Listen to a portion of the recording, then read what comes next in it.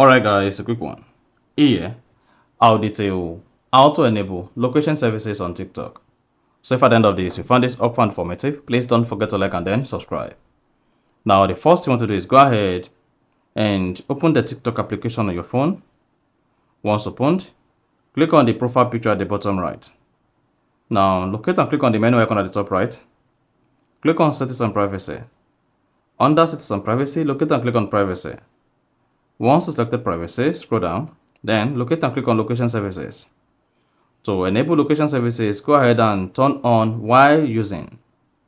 And then you should spot that says select relevant content and places nearby. You want to go ahead and click on Open Settings on your device.